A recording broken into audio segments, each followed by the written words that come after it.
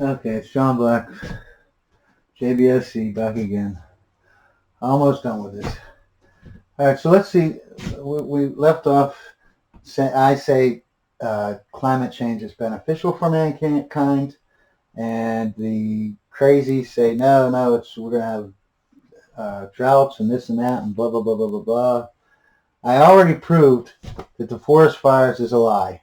Okay, and our forest fires have doubled in the last whatever decade or whatever. We've actually have doubled our, but compared to what it was like before 1960, there used to be 30 million acres burned annually, and now it's like 5. Well, now it's like 10, say.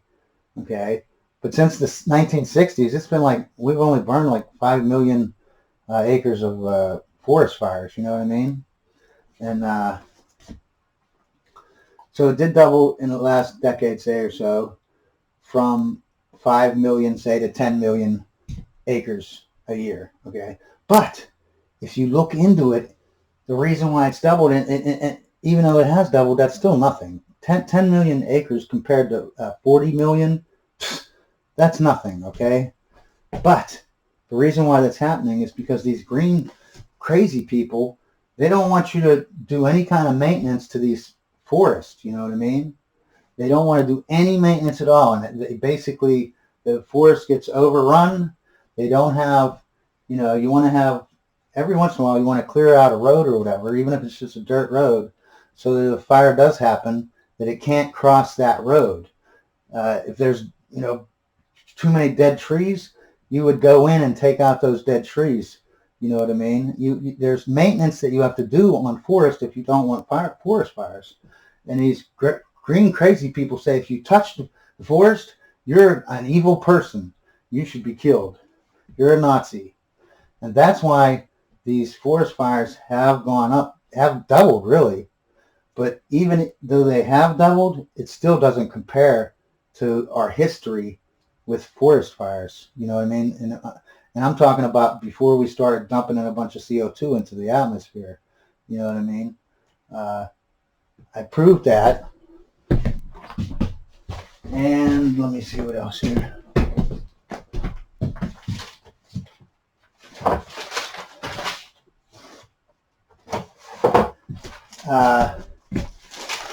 Now I want to go back to, first I want to show you this chart here.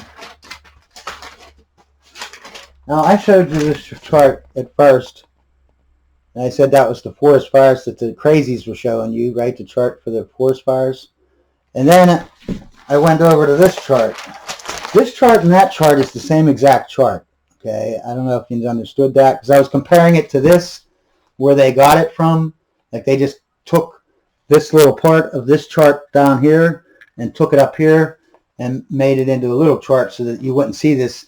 You wouldn't see this part over here where actually forest fires have gone down big time since the 1960s. You know what I mean? They didn't want you to see that part. They wanted you to think that this was high, even though it's not high, because if it was high, this is high. This isn't high. This isn't high, not compared to this. I wanted to just let you know that this chart up here is the same chart as that bar one. I just got the bar one took me forever to do, and so therefore I switched over to this type of chart, since I'm copying stuff down or whatever. But I want to also say about this is not only did they just clip this part here, of the chart and leave this out, they took the up and down axis, right, the y-axis, and they stretched it out so that it makes a bigger difference between the low and the high, so that it makes it look like more prominently like it's even worse than what we think. You know what I mean? So doubly, they manipulated this original. They didn't just clip off part of it.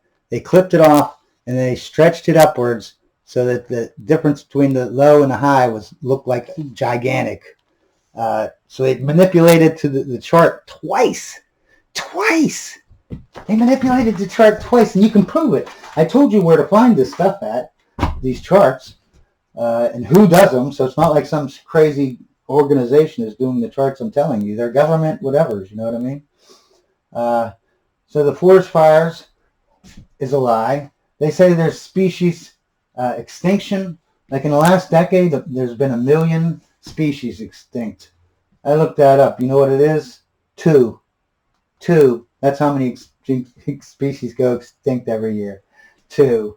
The polar bears. They keep talking about the polar bears, how they're dying and that. And they were. And this is from the Greenpeace guy, okay? So you know he's going to be pretty normal about it, right?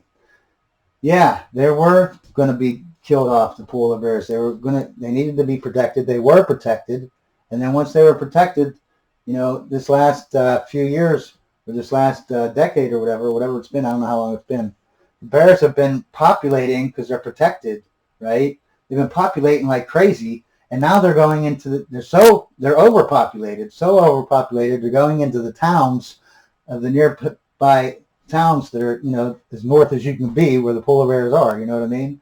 Those towns that are the first north they can be, they're getting polar bears coming down, killing people, breaking into their houses, trying to go through their garbage, you know what I mean? They're actually killing people. So they made laws now where you're allowed to kill polar bears. If they get, you know, they come on your property or they come, you know, you're allowed to protect yourself and kill. I don't know. I don't think you're allowed to hunt them, but I don't know. Maybe you can. But the whole thing is they're saying how these polar bears are going extinct when they're doing the opposite. They're actually too much. And they even had a picture in National Geographic, and they showed this bear. It looked like, looked like an Ethiopian bear, you know what I mean? Like he was terrible looking. And they said this is because of climate change, you know, this bear. And the truth was it was just an old bear that was 100 years old, ready to die, probably lost his teeth, because that's how polar bears die.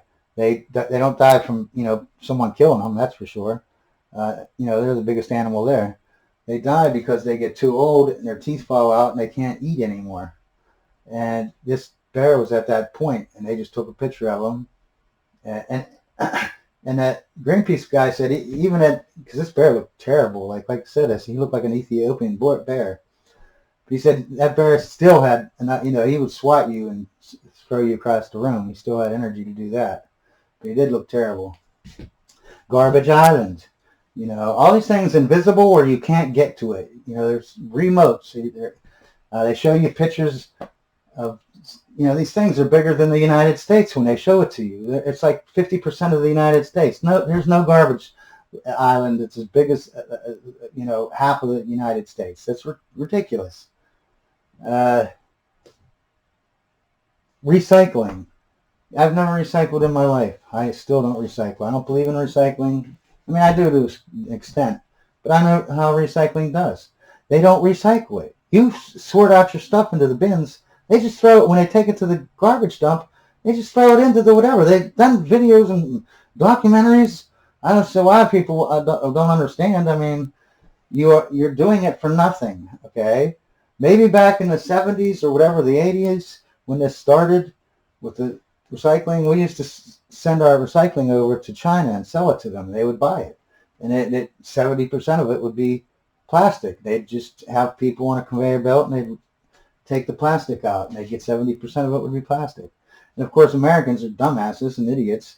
They started throwing in like 100-pound objects, and there'd only be like a little dime or, you know, something the size of a quarter of plastic on it.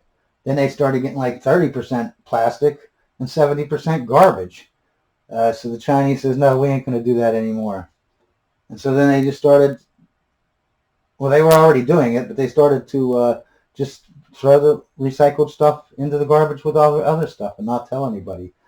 And force everybody to recycle, even though, you know, before that, they were still doing that. They were still throwing half of the plastic into the landfills with everything else. They weren't recycling anything, but half of it would go to China. You know what I mean?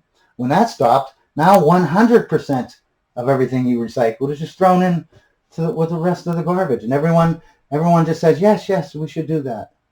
Why? Why do we sort our garbage so that we can mix our garbage at the dumpster, at the dump round? I don't understand. And like the Sahara Desert, I'll get into that, but let's go into these 11 reasons I say that Wow, 10 minutes. How'd that go by? I say that, it's beneficial for climate warming. We want it. Number one, more warm means more humidity and more rain. And that means better crops, less drought. That's what I don't understand. If you warm it up, you got more water in the air, you have more rain. How are you having more droughts? You know what I mean? They keep saying that we're getting droughts and we're going to be all droughted up. How do you have more droughts when it's hotter? The hotter it is, the more you're taking water out of the ocean, putting it in the air, and that means that more in the air, you have to rain more. It doesn't make droughts, it takes droughts away. And as a matter of fact, and that goes up to this one, it's the Sahara Desert. 200,000 square kilometers are now, in the last decade or so, are now being used for farm. The desert, where there was sand, you couldn't grow anything in the desert. You know what I mean? That type of, the Sahara Desert. Now 200,000 square kilometers are farmland, where they're growing farm in the Sahara Desert. 200,000 square kilometers. Why do you think that is? Because when it gets warm, you have water evaporate from the ocean. That means that there's more water in the air, which means it's going to rain more, which means that you're going to get less deserts. Right? I don't understand. How do you think the opposite? Yeah, I say number two. Less deaths. There are less deaths. There's 20 times more deaths from cold than warm. So there's going to be less death when it's warm, right? More crops, more bountiful crops, you know what I mean? More food, more people, more warm, more people. Okay, it helps people. Number three, less desert. And that goes back, I just went over the Sahara Desert.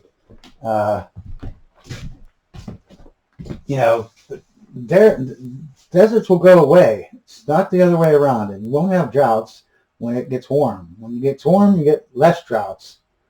Number four, bigger crops. I mentioned that. 5, more land. Everyone says that if we melt off the ice caps, all this inundated water will just flood over the whatever. And I'm going to go over that in another part of the video. But that is not going to happen. What would happen is you get more desert that has water in it, so you get more land there. Okay. Then you get where the ice used to be. Let's imagine that both polar ice caps melted. You would have all that. Canada only goes up a little bit, and then it gets too cold. Nobody else is up there further. You know what I mean? You could double Canada's land that's livable if you just got out of this ice ages that we're in. You know what I mean? All that land. Same on the south part of the country. You know what I mean? And the hotter it is, the longer the crop season is, right? More crop season, the longer it is, the more you can do crop. You can do, instead of doing 2 cycles of crops, growing them and taking them, eating them, growing them and eating them, you could do 3 crops now because it's longer, warmer seasons. Number 6. Okay, we're getting down here. Number 6 is less plants suffocating.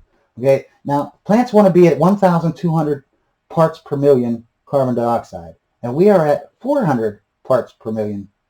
How would you like it if, let's say you need 1,200 parts per million of oxygen in the air, and someone put you in a room and they took that down to 400 parts per million of oxygen? Do you think that you would like that? You think that you would be happy about that? Is that what you would think nothing of it, huh? But we're doing it to our plants, and we act like it's something that we should do. We should suffocate them even more. Yeah, that makes sense. That makes sense.